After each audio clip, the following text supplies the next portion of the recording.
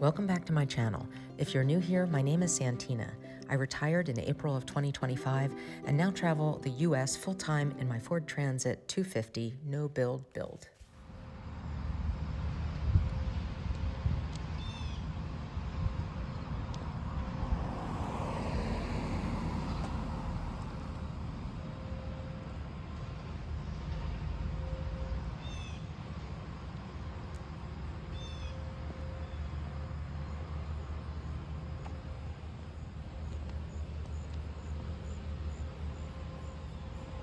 I am in the Oxford, Pennsylvania Walmart parking lot.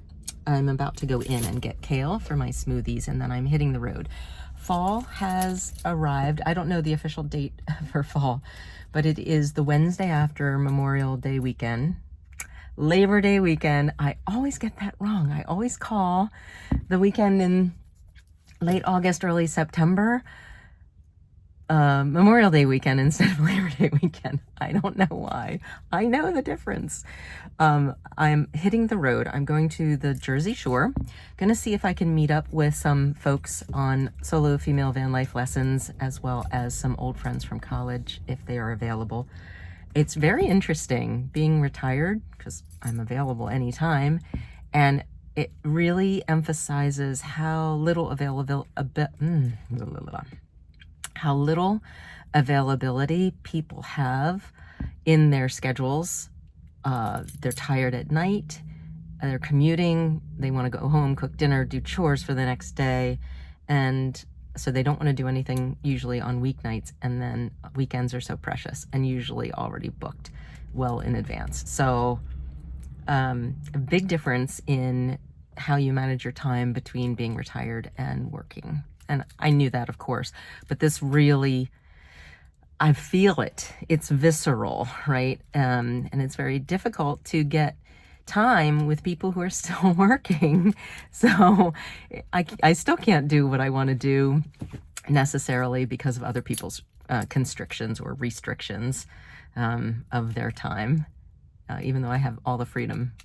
I hope that made sense.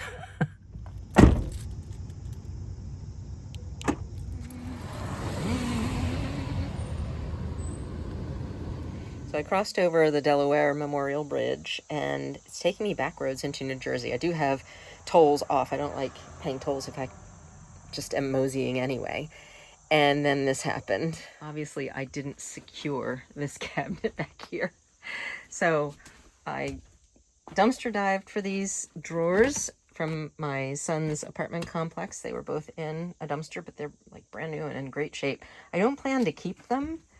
Famous last words. I was thinking of giving them away to another van lifer who has a no-build build. But we'll see. Anyway, I have stuff in them and forgot to secure this ratchet strap. So that's what happened when I was driving. I heard, little noises, but nothing, no big crash. And you never know what's going to happen when you're driving. So you should be prepared for everything. I stopped here. I was following a brown sign for Fort Mott State Park, found the turnoff for it, thought it was just a short way down that country road, and unfortunately it seems like it's more than a mile down this road.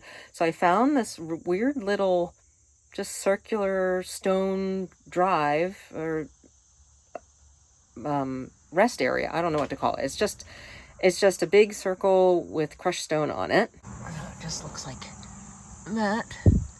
Just a big, like a tiny little parking lot. Not a big, but a tiny little one. And anyway, it happens to be something pretty neat.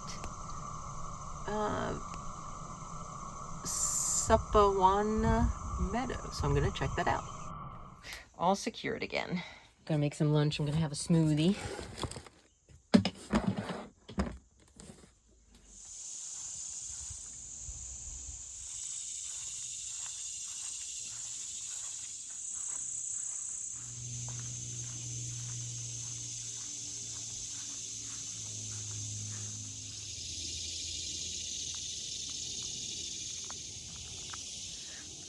There are no blazes.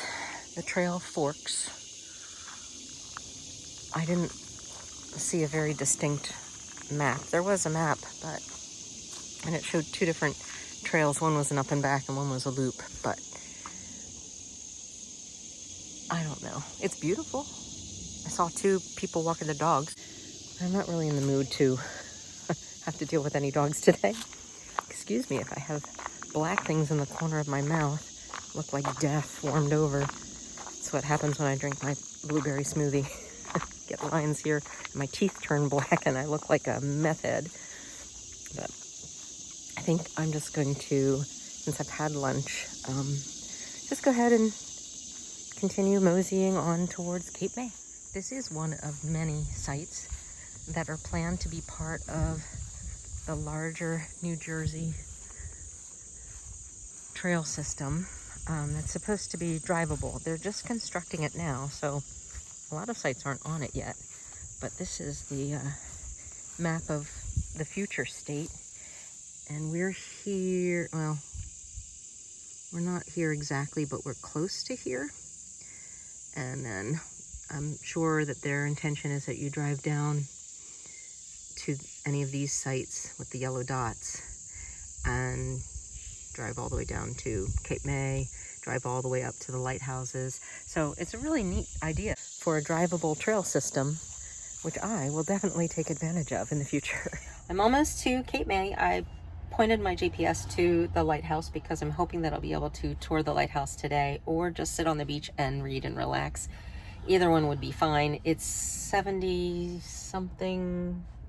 Is it like 76 degrees? Maybe going up to 80 today is the high, which is a lot cooler than it has been. And I am an hour away. I've just stopped at a Wawa to use the restroom and to hopefully get some cold water in my cup. Gas is usually cheaper here in New Jersey and they pump it for you, but it's $3.19 here and I was lucky to get it for $3.05 right around the corner from my son's apartment. Okay, water and ice acquired at their soda machine. I just always go in, show my cup while I'm walking in, so that they know I'm bringing it in, and then ask permission to get just water, and never had anyone say no. Used the restroom, and interestingly enough, there were snacks in the ladies' stall, so someone was trying to pull something off. Someone was cleaning the restroom, so I pointed it out to them so they wouldn't get stolen. Wasn't me. It's been a very pleasant drive. Bright blue skies with fluffy clouds, no traffic. I just haven't been filming because it feels a lot more dangerous to film in this vehicle than in my CRV, my Honda CRV in the past. That was just really easy to drive with one hand. This one takes a little bit of effort to drive with one hand, a little more power, more strength, which I have, but I just don't trust myself that if something were to happen while I was filming that I would be able to make the corrections I needed to. So I usually keep 2 hands on the wheel. But anyway, you've seen all the roads that I drive down anyway. This is just back roads to Cape May, New Jersey. So I'm sure you've seen that before. And if you haven't missed much, except on my way here, and I'll try to capture it on the way back if I get the same route back. There was a house where they had dug under the foundation and literally put the house on jacks. It was not even completely level or straight because all the windows had cracked and it was sagging. It was kind of like the bottom of the house was an arc, and they removed all the cinder blocks from the basement. So I don't know what's going on there. Someone stole someone's basement. I don't know. I'll try to get a picture of it on my way back if I come here this way. At Cape May not courthouse. That's a town near Cape May. I'm here at the Cape May Lighthouse and the state park. And on my way, it's interesting, about 45 minutes beforehand, I start looking at, oh, I could park there. Oh, I could park there. And I have no intention of parking 45 minutes away, unless I absolutely have to. But as I drove in on this road, there is a house being constructed and a whole bunch of construction vehicles along the side of the road. There's kind of a dirt shoulder right next to that house that's being constructed. Those construction vehicles will be gone after, I imagine, 5 or 6 o'clock tonight. And then after dark, I'll pull right in.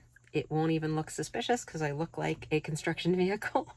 And I'll leave first thing in the morning. I'll set an alarm to make sure I'm out really early. So now we're going to go in and look at the whatever they have here. I haven't been here in like 30 years, guys. I don't remember what's here. So we'll see. And it feels really good to know where I'm going to be sleeping for the night, or at least where I think I'm going to be sleeping.